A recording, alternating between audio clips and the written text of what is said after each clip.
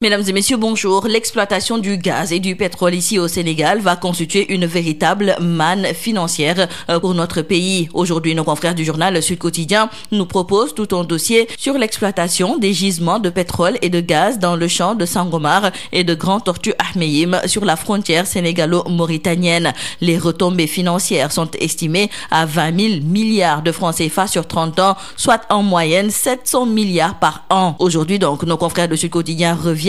sur les défis, enjeux et fortes attentes des autorités comme des populations sur une manne gazière et pétrolière de l'ordre de 100 000 à 120 000 barils par jour pour le champ Sangomar et d'environ 2,3 millions de tonnes de gaz naturel liquéfié par jour pour Grand Tortue Ahmeyim. Des réserves qui pourraient permettre au pays d'engranger d'importantes ressources financières en plus des impôts, taxes et autres redevances. Cependant, par la même occasion, nos confrères de Sud Quotidien trouvent aussi que l'exploitation du gaz et du pétrole est un objet de réelle fixation pour la présidentielle de 2024. Restons toujours avec nos confrères du journal Sud Quotidien et c'est pour parler de la politisation de l'appareil de l'État. L'expert en management public, en organisation et administration, le docteur Morsec, prône une réforme de l'État du Sénégal. Il était l'invité de l'émission Objection de la radio Sud FM et l'auteur de l'ouvrage intitulé Repenser les politiques publiques et inventer l'État est en effet monté au créneau pour alerter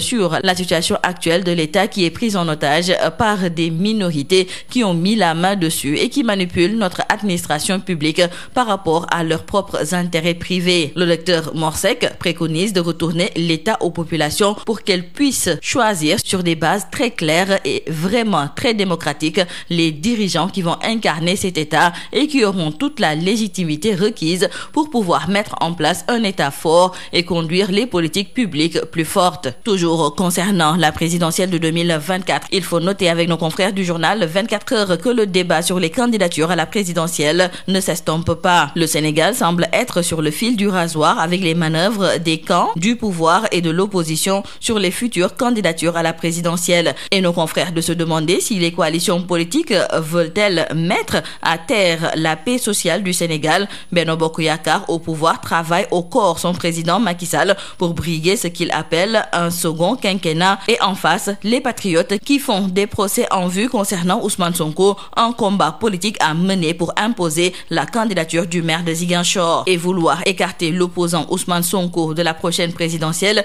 c'est créer une source d'affrontement. C'est la conviction de l'ancien ministre des Affaires étrangères sous Abdou Diouf, Seydina Oumar Sy. Il était hier l'invité de l'émission Grand Jury de la RFM et nos confrères du journal L'Info nous rapportent ses propos. Il a entre autres fait savoir qu'il n'est pas pour la limitation des mandats et qu'il n'est pas non plus pour le parrainage qui, à ses yeux, est un outil entre les mains de l'État pour choisir qui doit être candidat ou qui ne doit pas l'être. Parlons à présent avec nos confrères du journal L'Observateur de cette polémique autour de 7 milliards de francs CFA que le chef de l'État Macky Sall aurait offert à Marine Le Pen. Pour nos confrères du journal L'Observateur, après la polémique sur les véritables raisons qui avaient poussé le chef de l'État Macky Sall à recevoir Marine Le Pen au palais en toute discrétion, l'ancien premier ministre Cheikh Hadjibou Soumaré a posé des questions gênantes autour d'un don de plus de 7 milliards de francs CFA. Dans le journal Yor Yorbi, nos confrères se posent la question de savoir si le chef de l'État Macky Sall a offert 7,9 milliards de francs CFA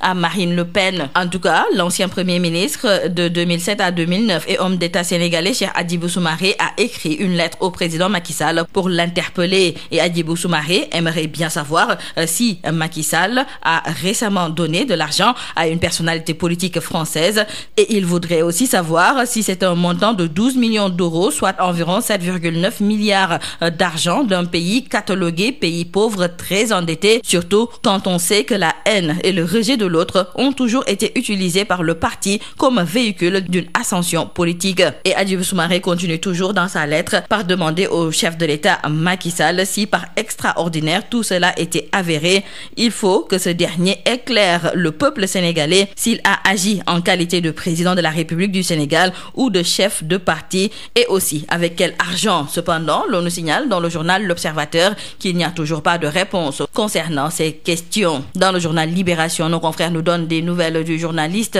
Pape Ndiaye de Walfadjri qui est en garde à vue depuis vendredi dernier. Cependant, nos confrères nous font savoir que cette garde à vue sera levée ce lundi en vue rendu de sa présentation au procureur Abdou Karim Diop. Restons avec nos confrères du journal Libération et c'est pour parler de ce drame au quartier Pikine d'Agoudane de Saint-Louis. Une vendeuse a poignardé à mort un maçon âgé de 20 ans. Tous les deux habitent Pikine et nos confrères nous expliquent que c'est suite à une altercation entre la présumée meurtrière et sa victime. Terminons par le sport. CAN U20 demi-finale. Le Sénégal fera face à la Tunisie. Les Lionceaux pour une 4e finale de rang, titre nos confrères du journal Record. Dans le quotidien du sport Stade, nos confrères nous parlent de la Premier League avec cette défaite historique infligée à Manchester United. Des Reds dingues, écrivent nos confrères. Et enfin, en lutte, Reug bat Sa Thiès dans la confusion, nous disent nos confrères du quotidien Sunu Lamb. Cependant, ce verdict devrait encore alimenter la chronique et les débats puisqu'il est fortement contesté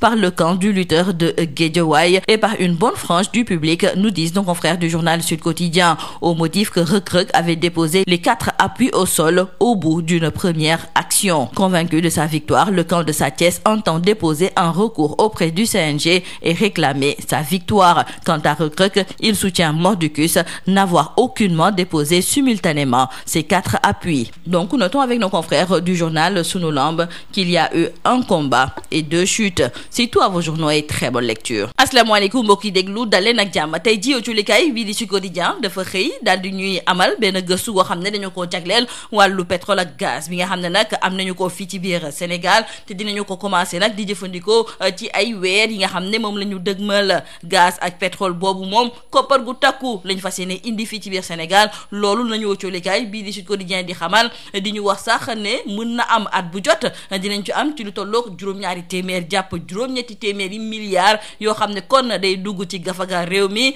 ci diirub fanweeri at dina am ci lu tolloog 20 000 milliards ci koppar goo xam ne daal mën nañu ko jëlee ci wàllu pétrole ak gaz. Koppar googu nañu koy amee njëriñ bi nga xam ne gaz ak pétrole bi dina ko am fii ci biir réew mi ak tamit ci àddina bi yëpp wërngal kap ak li ci askanu réewum Sénégal di xaar loolu yëpp tey jiwtulikaay bii di Sud Quotidien ma nga ciy dellu si waata wante suñu naataangoo yi tamit ñu ngi ñuy xamal ne wàllu koppar googu ak tamit enjeu yi nga xam ne moom moo am ci wàllu pétrole ak gaz boobu nekk na tamit xëccoo gu tar goo xam ne dinañu ko ci nemmeeku ci wàllu élection présidentielle bi nga xam ne moom la ñu dëgmal ci atum 2024. ñu desandi ak jolikaay bii di Sud Quotidien di ñëwaat ci kàddu yi nga xam ne docteur Mor Seck daal dina koy fësal moom mi nekkoon ganub émission bii di objection fii ci biir rajo Sud FM. moom mi nga xam ne kon xam-xamam dafa màcc ci wàllu management public organisation ak tamit administration moom daal dinay gis ne dañoo salfaañe lépp lu jublu ci doxalinu administration bi maanaam daal wàllu politique def cee dugg bu baax a baax mu daal di bind ab livre goo xam ne ñoo ngi ko tuddee repenser les politiques publiques et inventer l'État. moom moomu kon di docteur Mor Seck daal di gis ne fu mu nekk nii nguur gi dafa am ay nit yoo xam ne ñoom ñoo ko daal di poñe ba pare di ko caxat-caxatee te ñooñu li leen tax a jóg du leneen lu dul seeni intérêt bopp. loolu moom moo tax ba moom moomu di docteur Mor Seck daal di gis ne nguur gi ci loxo yi ñu koy teg dañu koo war a tànn ay loxo yu sell la war a doon te nit ñi fa nekk ñoom dañoo war a xam ne askan bi moom moo leen fa teg. ci wàllu élection présidentielle yi nga xam ne sax moom la ñu dëgmal ci la ñuy des ndaxte colikaay bi di 24 heures mi ngi ñuy xamal ne ci élection yooyu moom suñu moytuwulee coow lu metti lañ ci nar a nemmeeku ndaxte dafa mel ni ne xëccoo bu tar moom moo ci nar a am te ñi nga xam ne tey jii ñoom ñoo nekk ci boppu nguur gi ñoom ñi wax ne yaay dañoo bëgg a am ñaareeli quinquennat ñoom de fu mu nekk nii jaral na leen lu ne nag ngir li ni mel war a mun a antu boobu fekk na ne ñi nga xam ne la ñuy jàkkaarloo ñu gën ci ràññee ki nga xam ne de moom mooy Ousmane Sonko moom ak ay farandoom ñoom ña ngay def seen kéemtalaay kàttan ba duñu neena la candidature ki nga xam ne de moom mooy Ousmane Sonko. ba léegi ci wàllu élection présidentielle yooyu sax dañ ciy desandi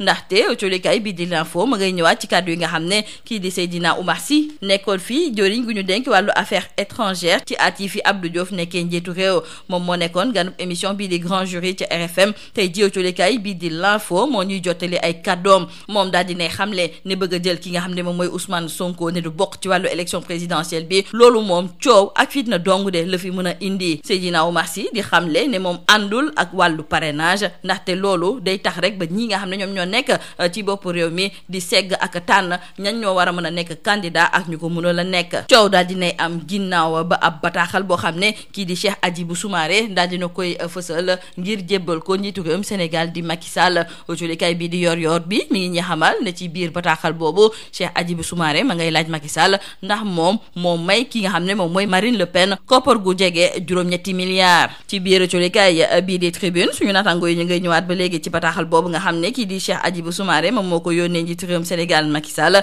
ndaxte ma ngay samp ay laaj ba ca njëkk moom mooy ndax moom di Macky Sall moom moo daal di maye koppar gu jege ci juróom-ñetti milliards ki nga xam ne moom mooy Marine Le Pen moom mi nga xam ne ak parteem yàgg nañu leen ràññee ci bañ gi nga xam ne bañ nañu ko nit ñu ñuul. Hadjibou Soumaré yemul foofu ndaxte ma ngay laaj ba léegi Macky Sall ndax ba muy mayee xaalis boobu da ko may ndax dafa nekk njiitu réew wala boog daf ko may ndaxte dafa nekk ki jiite ab parti politique ba pare na wax tamit ban koppar la daal di may ki nga xam ne de moom mooy Marine Le Pen. autolikaay bi di l'Observateur nekkoon mbirum juróom-ñetti milliards yooyu de ma ngay lëmbee fu mu nekk nii ndaxte jeexi jaaxa bu rëy la daal di indi ndax dañu koo maye ak tamit koppar googu fan la jógee ay laajte yu bëri yoo xam ne kii di Cheikh Hadjibou Soumaré moom moo ko daal di fësal wante l'Observateur mi ngi ñuy xamal ne ba léegi du benn tontu goo xam ne daal ma nga jógee ci côté nguur gi. autolikaay bi di Libération tey ji mi ngi ñuy jox ay xibaaru journaliste bi di Pape Ndiaye mi nga xam ne li ko dalee àjjuma ba léegi mi ngi ci garde à vue ginnaaw ay kàddu yoo xam ne daf ko daal di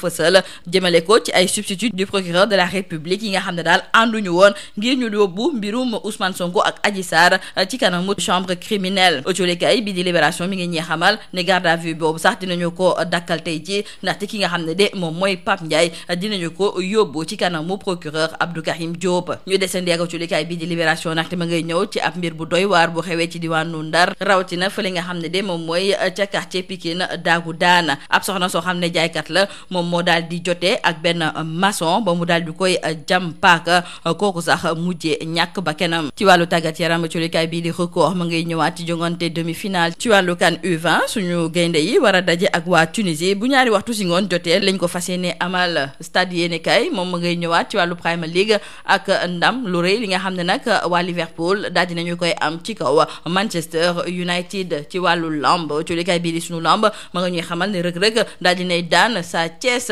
ci wàllu combat bi nga xam ne moom lañ doon amal démb wante pëcc xóore dafa mujjee am ci wàllu combat boobu ndaxte autolikaay bii di Sud Quotidien mi ngi ñuy xamal ne su fekkente ne jox nañu ndam li ki nga xam ne de moom mooy Reug Reug ñii nga xam ne kon ñoom ñoo ànd ak Sa Thiès ñoom ña ngi koy contesté la ko waral moom mooy ne ñoom daal di dañuy gis ne sa njëlbeen ki nga xam ne de moom mooy Reug Reug dafa def 4 appuis wante moom moomu di Reug Reug daal dinay weddi li ni mel ba tëdd ci naaj bi di xamle ne jël bu leer nañ moom moo am démb ci combat bi amoon ci digganteem ak ki nga xam ne de moom mooy Sa Thiès ba fu mu nekk ni sax la mu bëgg mooy ñu jox ko ki nga xam ne de moom mooy Balla Gaye numéro 2 li am ba des daal moom mooy ne tey ci moom ñi nga xam ne ñi ñooy staffu Sa Thiès dinañu déposer benn recours ci kanamu CNG lii moo nekkoon wax dëlikat yi li gën a fës ci biir culikaay yi ñu leen di ñaanal njeex ci lu bës ak jom